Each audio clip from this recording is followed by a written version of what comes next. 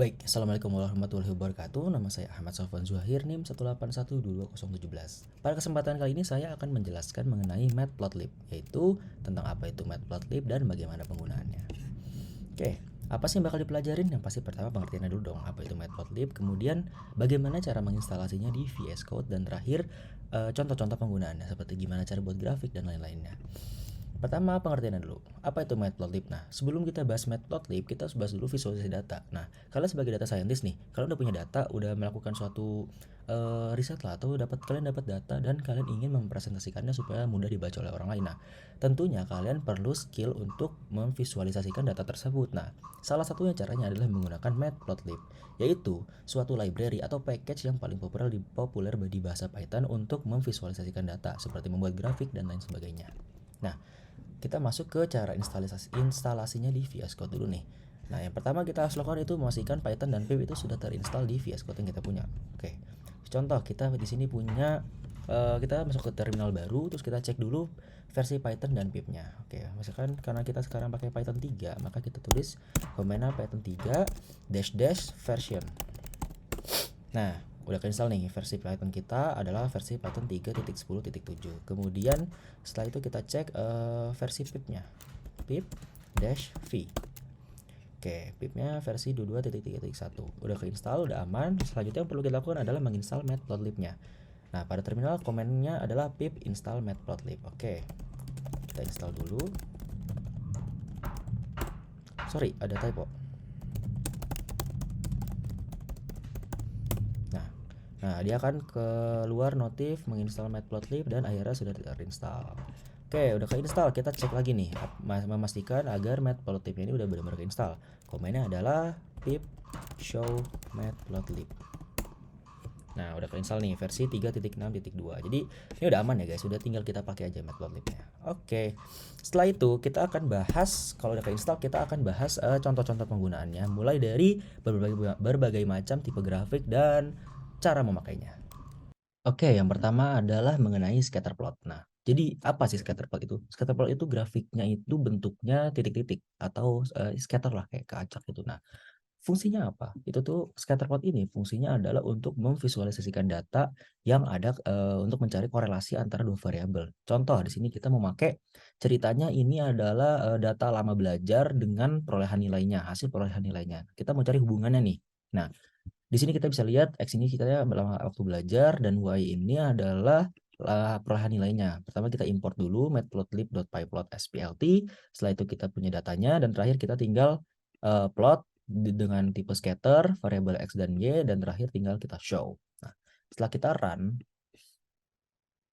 setelah kita run itu nanti akan muncul plot grafik seperti ini. Nah, ini udah kelihatan nih, scatter gitu kan, kayak kesebar. Nah, jadi di sini kita bisa lihat korelasinya. Yang pertama, yang di bawah ini sumbu X adalah jumlah waktu lama belajar, dan yang Y ini adalah perolehan nilai. Di sini kita lihat 1 jam hasilnya 55, 2 jam hasilnya sekitar 62, 3 jam hasilnya itu 68, 4 jam hasilnya itu 80, 5 jam itu 85. Nah, dari sini scatter plot kelebihannya itu kita bisa mencari korelasinya, apa hubungan antara variabel satu dan variabel lain. Nah, sini terlihat nih hubungan antara lama waktu belajar dengan perolehan nilai.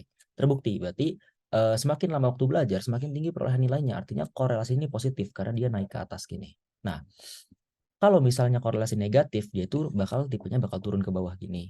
Dan kalau misalnya itu sangat teracak, tidak ada kemiringannya, atau bukan sangat ngacak lah, pokoknya tidak beraturan titik-titiknya, tandanya itu kedua variabel itu nggak punya korelasi satu sama lain. Nah, jadi kelebihannya scatterplot itu dia bisa mencari hubungan atau korelasi antara suatu variabel dengan variabel lainnya. Dan scatterplot kelebihannya juga dia itu bisa menampilkan data yang presisi karena bentuknya titik kan. Jadi kelihatan jelas gitu titik ini tuh nilainya berapa. Nah, cuma kekurangannya scatterplot ini cuma bisa dipakai untuk mencari korelasi antara dua variabel. Sedangkan kalau 3 atau lebih variabel tuh dia nggak bisa karena maksimal cuma 2. Dan scatterplot juga itu kurang efektif dipakai jika data yang kita gunakan itu sangat banyak variabelnya dan sangat banyak jenisnya. Contoh, kita punya 100 data di sini. Nanti kan titiknya itu bakal kacak-kacak, bakal nyampur-nyampur satu sama lain dan kita susah melihat korelasinya. Nah, itu kekurangannya dari scatterplot. Oke, sekarang mengenai grafik garis atau line graph. Nah, Kalau garis ini adalah suatu jenis grafik yang tujuannya untuk memvisualisasikan data dalam bentuk garis supaya kita bisa ngelihat trennya atau ya dia naik atau menurun gitu dalam suatu periode tertentu. Nah, contoh di sini kita mau pakai data ceritanya ini adalah penggunaan aplikasi, jumlah pengguna aplikasi dalam juta gitu ya. Dalam setiap bulannya ini bulan ke-1, bulan kedua, 3, 4, 5 ini jumlah penggunanya.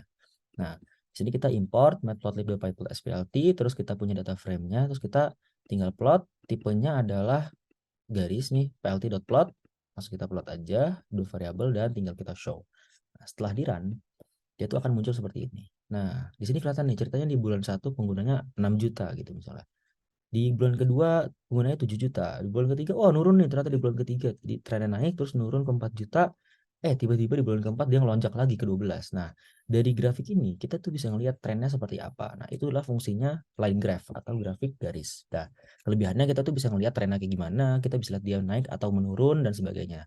Cuma kekurangannya line graph ini tuh akan sangat sulit untuk dibaca jika kita punya sangat banyak variabel, sangat punya banyak data. Nanti garisnya tuh bakal numpuk-numpuk sehingga susah untuk dilihat.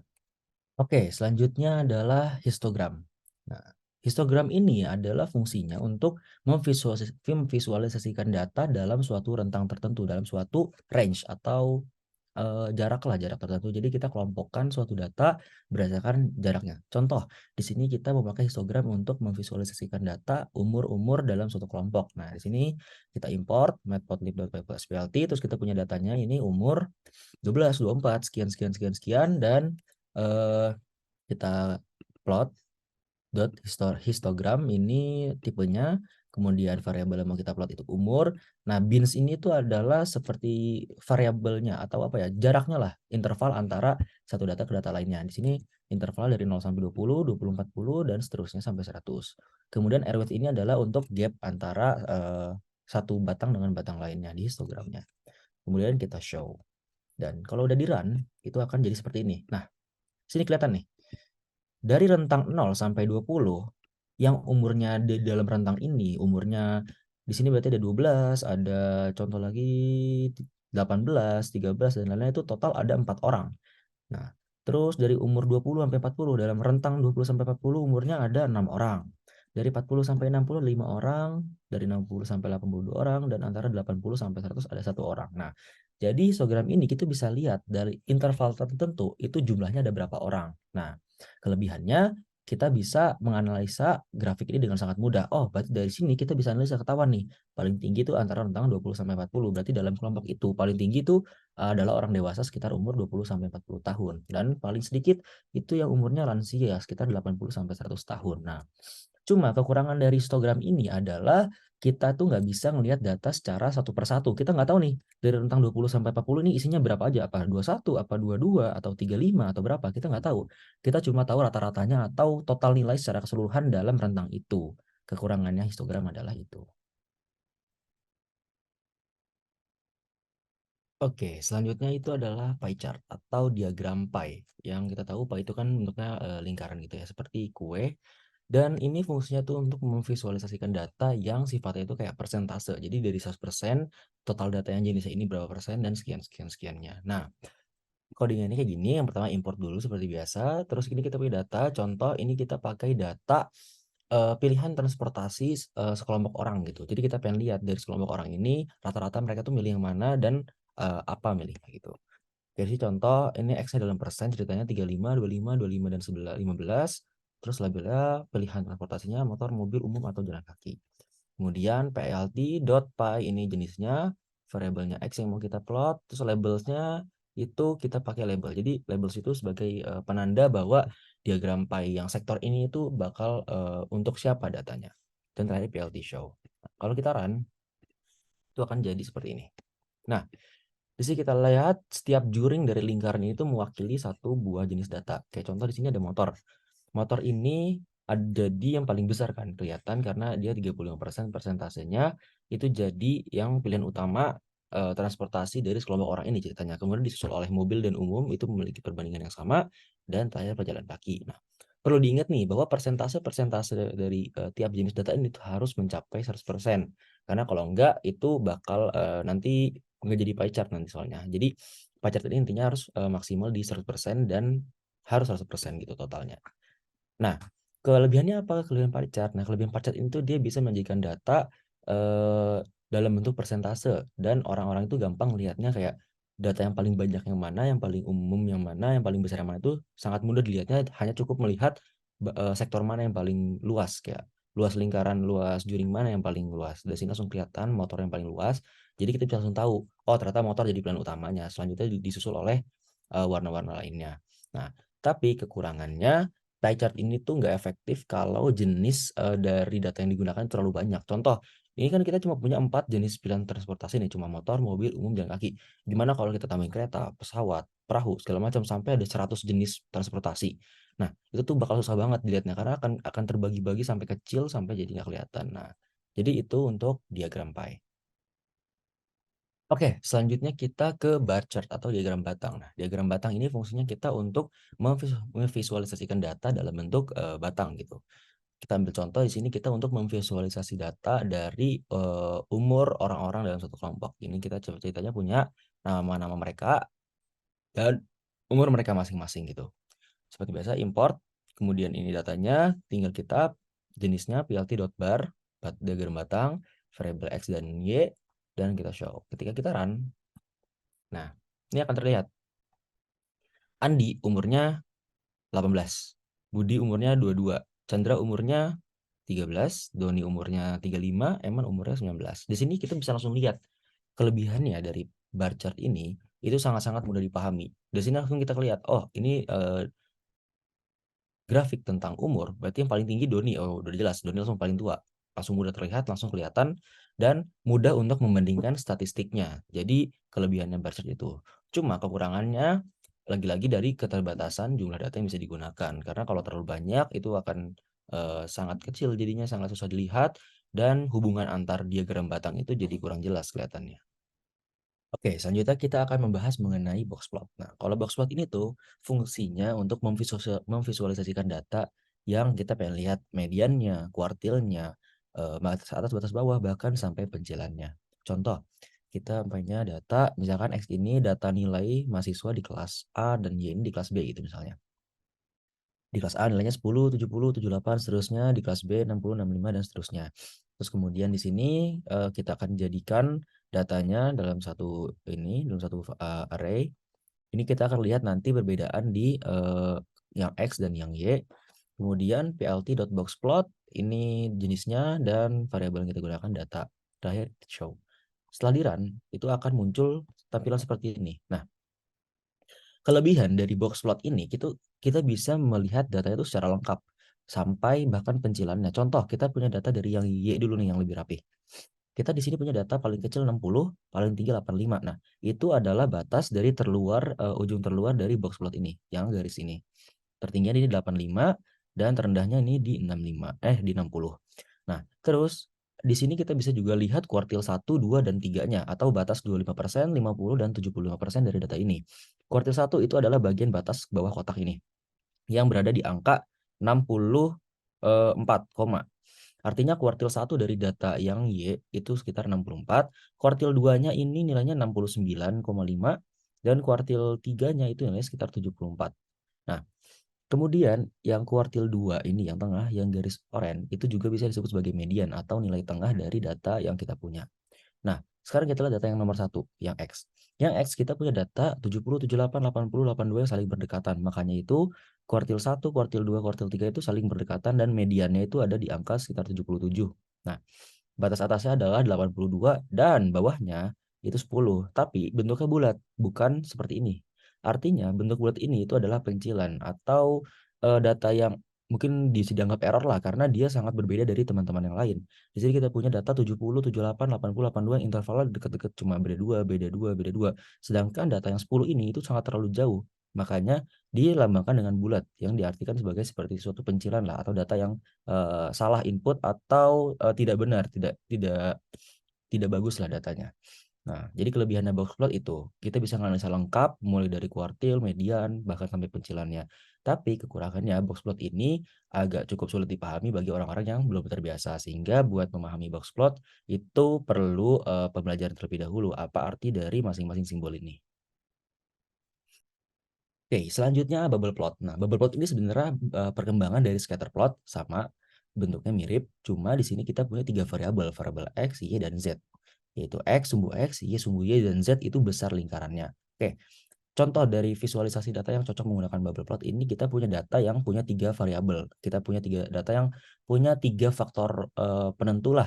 Dan kita pengen cari tahu korelasinya, hubungan antara ketiga variabel tersebut. Di sini kita punya contoh, misalnya gini, kita punya data persentase kehadiran mahasiswa di beberapa mahasiswa di praktikum A, praktikum B gitu misalnya, dan nilai akhir yang dia dapatkan. Nah, kita coba ini datanya, kemudian plt.scatter juga karena bentuknya itu sama kayak scatter, tapi di sini ada tambahan variabel yaitu Z, variabel ketiga, dan alpha ini adalah transparansi dari bubble-nya itu. Kemudian setelah kita run, nah akan muncul seperti ini. Artinya, contoh, kita ambil contoh mahasiswa pertama. Dia datang praktikum di pertama itu 20%, di praktikum satunya lagi dia 30%. Dengan kehadiran yang cukup kecil, makanya besar lingkaran itu juga kecil. Di sini kita punya nilai 250. Tapi buat mahasiswa yang keempat nih, misalnya ini. Dia datang di praktikum pertama 80% dan di praktikum kedua 90%. Karena kehadiran tinggi, maka bubble juga lebih besar daripada yang tadi. Artinya nilai perolehan yang didapat itu juga lebih besar. Sedangkan data yang ini, contoh dia kehadiran di praktikum 1 100%, di praktikum 2 tapi 0, dia tidak ada sama sekali. Nah, perolehan nilai yang didapat juga tidak akan sebesar yang lainnya. Nah, jadi dari sini kita tuh bisa cari korelasi atau hubungan antara masing-masing variabel ini. Maka kita bisa simpulin di sini, makin besar di sumbu X dan sumbu Y-nya, maka semakin besar juga bubble-nya. Nah, kelebihannya bubble plot itu, kita bisa mencari korelasi antara 3 variabel. Namun kekurangannya seperti biasa, bubble plot ini kurang cocok kalau skala data itu terlalu besar. Karena jika terlalu ada banyak bubble di sini akan saling tumpang tindih, saling intercept satu sama lain, maka akan sulit terlihat juga datanya seperti apa. Dan kekurangannya yang lain adalah ukuran lingkaran itu kita tidak tahu nilai eksaknya berapa. Kita hanya bisa membandingkan dari besarnya aja. Kira-kira ini lebih besar daripada ini, artinya nilainya lebih besar dan segala macam. Oke, kemudian time series. Time series di sini kita gunakan bantuan dari Pandas untuk membaca datanya.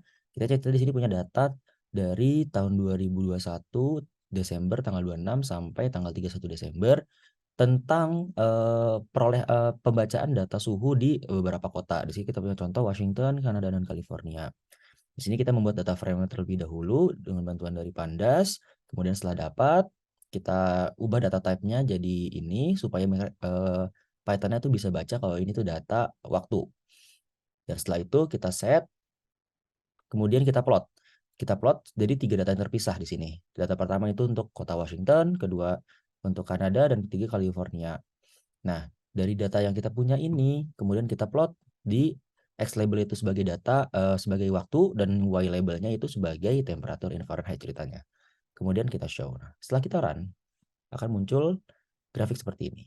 Nah, ini mirip sama line chart yang sebelumnya, tapi di sini kita punya date atau time series atau kurun waktu, urutan waktu. Di sini kita lihat dari tanggal 26, 27 sampai tanggal 31 Desember. Nah, dan ini adalah data untuk ketiga kota yang berbeda dari kota Washington, kota Kanada, dan California.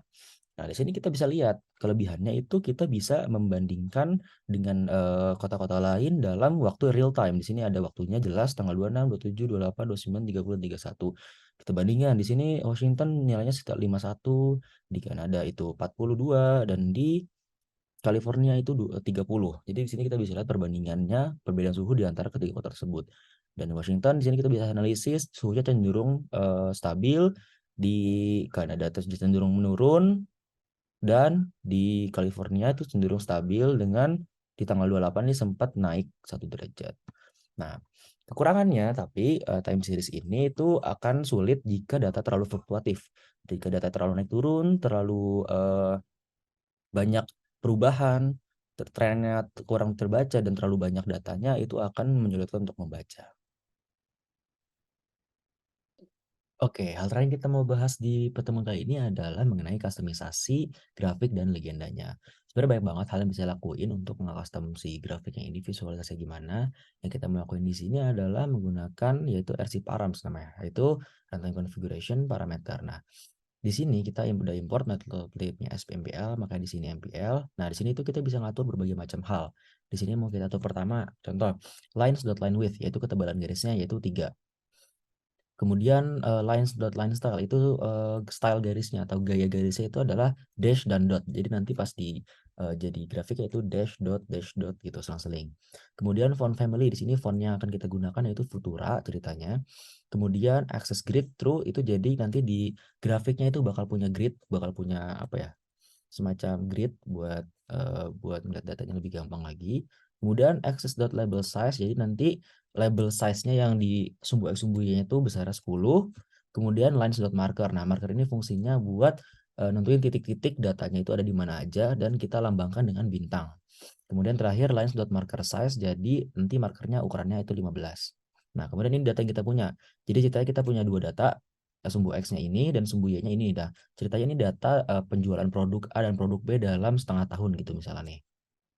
Ini bulan 1, 2, 3, 4, 5, 6 dan ini penjualan produknya. Nah, terus kita plot pertama yang Y1 ini penjualan produk A dengan warna merah, kemudian yang Y2 ini kita plot penjualan produk B dengan warna biru. Nah, kemudian X labelnya yaitu label di sumbu X-nya itu adalah bulan dan label di sumbu Y-nya adalah penjualan produknya itu dalam juta skalanya. Nah, terakhir title, plt.title itu judul grafiknya nanti itu adalah data penjualan produk A dan B selama setengah tahun. Ini garis miring terbalik ini artinya kita enter, jadi tulisan selama setengah tahun ini bakal ada di bawah nanti. Kemudian terakhir plt.legend ini kustomisasi legendanya. Ini lokasinya kita taruh di upper left atau di atas kiri. Kemudian shadow true. Jadi nanti legendnya itu bakal ada bayangannya itu di belakang supaya lebih memudahkan untuk dilihat. Terakhir plt show untuk menunjukkan grafiknya. Oke, coba kita run. Nah, nanti bakal jadi kayak gini. Setelah di-run, kita bakal lihat. Oke, kita bakal lihat pertama line width. Nah, jadi tebal garis ini tuh besarnya 3, tebalnya line style itu dash dot nih, dash dot dash dot dash dot terus. Kemudian family-nya Futura. Nah, jadi font-font yang ada di dalam sini tuh Futura. Kemudian access grid true. Nah, ini jadi ada grid-gridnya nih. Ini jadi ada kotak-kotaknya. Kemudian label size 10, jadi size label ini tuh 10. Kemudian lines.marker. Nah, ini marker nih, yang titik-titik bintang ini itu marker namanya. Jadi biar kita bisa lebih mudah baca datanya dan kita simulin dengan bintang dengan ukuran 15. Kemudian ini data-datanya kita udah taruh. Nah, di sini ada label produk A dan produk B ini. Produk A, produk B warnanya merah dan biru. Kemudian label X-nya itu bulan, label Y-nya itu penjualan. Kemudian title-nya data penjualan produk A dan B selama setengah tahun. Ini kita enter, jadi selama setengah tahun itu bakal ada di bawah sini. Kemudian legendanya itu lokasinya di atas kiri, upper left, dan dia akan punya bayangan. Nah, jadi itu adalah kustomisasi legendanya. Dari sini kita tuh bisa lebih gampang dan lebih enak gitu. Lebih ngelihat grafiknya itu lebih mudah dibaca. Ada stylenya, ada warnanya yang berbeda. Di sini ada markernya juga. Kita bisa lihat data-datanya tuh secara akurat. Jadi itu beberapa kustomisasi yang bisa dilakukan menggunakan RC Params dan kustomisasi legenda dan lain-lain. Baik, cukup segitu penjelasan mengenai Matplotlib dari saya. Kurang lebih mohon maaf. Assalamualaikum warahmatullahi wabarakatuh.